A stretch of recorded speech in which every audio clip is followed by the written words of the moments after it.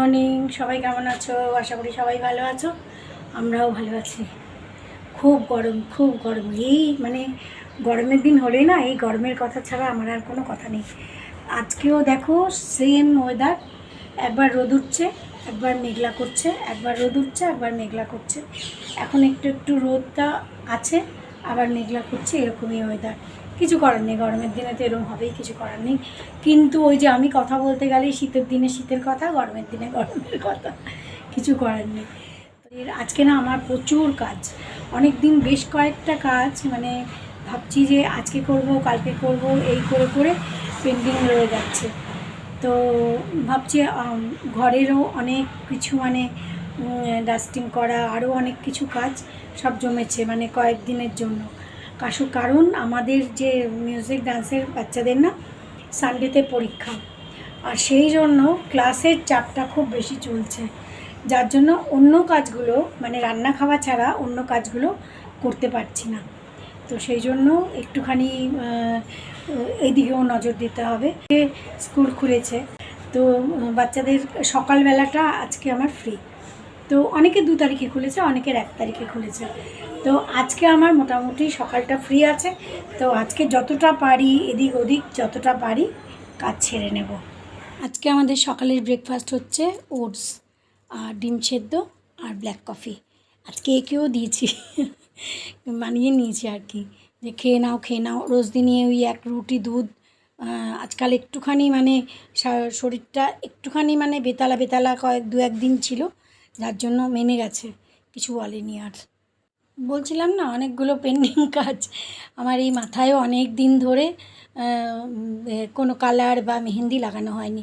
তো কালকে রাত্রিবেলা একটু আমলা, শিকাকাই আর একটুখানি হিনা পাউডার এগুলো মিলিয়ে, একটু কফি এগুলো মিলিয়ে ভিজিয়ে রেখেছিলাম।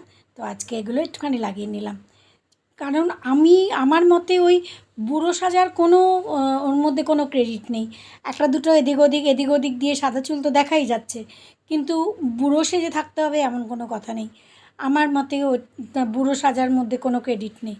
তো এই দেখো লাগিয়ে নিয়েছি, এখন মোটামুটি কিছুক্ষণ তো রাখতে হবে এরমভাবে।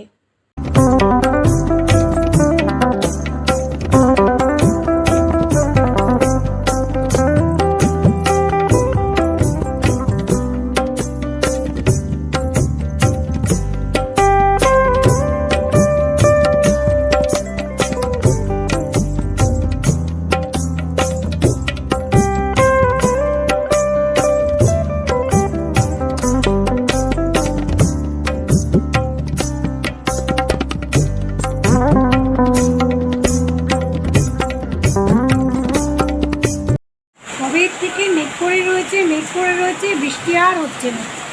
এই অবশেষে এই জাস্ট নামলো, এক্ষুনি নামলো, কি জোরে। ওই দেখো দিদি বৃষ্টিতে ভিজছে, সামনের বাড়ির দিদি বৃষ্টিতে ভিজছে, খুব জোরে বৃষ্টি নেমেছে, খুব জোরে। এইটুকু বৃষ্টির খুব দরকার ছিল। অনেক দিন ধরে মেঘ করে রয়েছে আর বৃষ্টিই হচ্ছে না। দিদিকে দেখে আমারও বৃষ্টিতে ভিজতে ইচ্ছে করছে, কিন্তু আমার রান্নাবান্না পুরো কমপ্লিট হয়নি এখনও, তাই জন্য আর এখন আমার ভেজার কোনো উপায় নেই। দেখো ওই যে বৃষ্টি পড়ছে, ওখান দিয়ে দেখো, এত বৃষ্টিতে ভিজতে ভালোবাসে। কালকেও ফাঁক পেয়ে দৌড়িয়ে পালিয়ে গেছে বাইরে। দেখো ওখান দিয়ে দেখো, বাইরে যাবে না। তো পাগল হয়েছিল যে মেঘ করে রয়েছে প্রায় 7-10 দিন ধরে মেঘ করে রয়েছে আর বৃষ্টি হচ্ছে না। ওই যে দিদি চেয়ার নিয়ে বসে আছে, চেয়ার নিয়ে বসে আছে বাইরে, চেয়ার নিয়ে।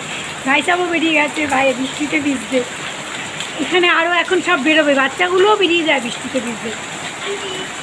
এখান দিয়ে দেখো, এই যে এখান দিয়ে দেখো বৃষ্টি পড়ছে, কত জোরে বৃষ্টি পড়ছে না? যাবে তুমি যাবে বৃষ্টিতে যাবে তুমি? ওই যে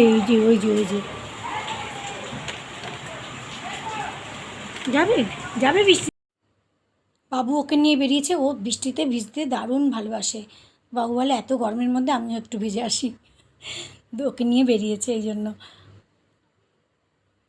তুমি বলছিলে ভিজবে, যাও। বাবুর সঙ্গে সঙ্গে এও বেরিয়েছে বৃষ্টিতে ভিজতে।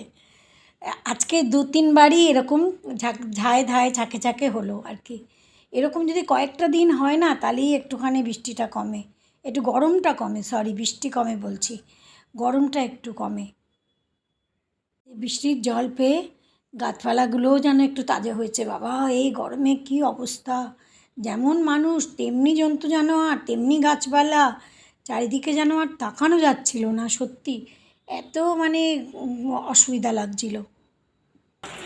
আর ওই আরেকজনকে দেখো, কিছুতেই বাড়িতে আসতে চাইছে না, বৃষ্টিতে ভিজবে আরও, কিছুতেই বাড়িতে বাবু আনতে পারছে না, এদিক থেকে ওদিকে যাচ্ছে, ওদিক থেকে ওদিকে যাচ্ছে, মানে এত ভালোবাসে বৃষ্টি।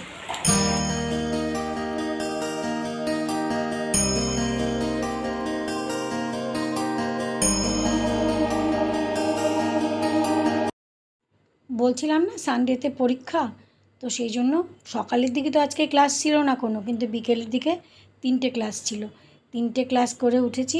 এখন আবার রাত্রের পর্ব, যাই হোক, কিন্তু বাবু বলেছে আজকে রাত্রেরটা আমি করব।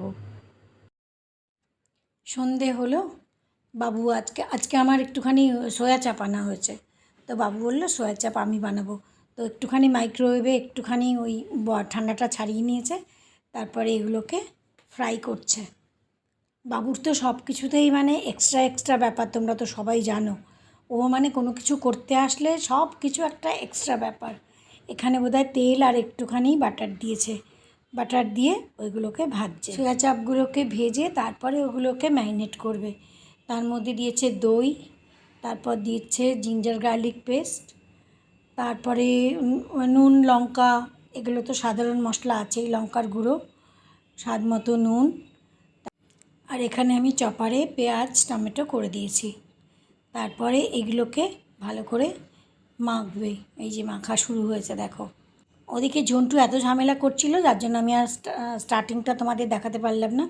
তেল দিয়েছে একটুখানি ঘি দিয়েছে, তার মধ্যে গোটা গরম মশলা দিয়েছে, যেমন এলাচ, দারচিনি, একটা লবঙ্গ, একটুখানি জিরে দিয়ে তারপরে এইগুলো দিয়েছে। ওপর থেকে একটুখানি গরম জল দিয়ে পেঁয়াজগুলো দিয়েছে, তারপরে একটুখানি কষিয়ে তারপরে সয়া চাপগুলো দিয়ে দিয়েছে। তারপরে আরেকটু সময় ঢাকা দিয়ে রেখে তারপরে খানিকক্ষণ নাড়াচাড়া করে তারপরে তার সয়া চাপ তৈরি হবে। যে এখানে ঢাকা দিয়ে রেখেছে, সয়া চাপ তৈরি হয়ে গেছে, ওপর থেকে একটুখানি কাসুরি মেথি, মানে তরিজুতের ওর শেষ নেই। তো যাই হোক, বাবুর রান্নার রেসিপিটা তোমাদের সাথে শেয়ার করলাম। এখন বাবুকে আর ঝন্টুকে খেতে দেওয়া হয়েছে, ঝন্টু বাবুর সাথে ছাড়া খায় না, ওই বাবু ওখানে বসবে তবে ঝন্টু খাবে। তো আজকের ব্লগ এখানেই শেষ করি, আবার নেক্সট ব্লগে দেখা হবে। তোমাদের এই রেসিপিটা কেমন লাগলো জানিও।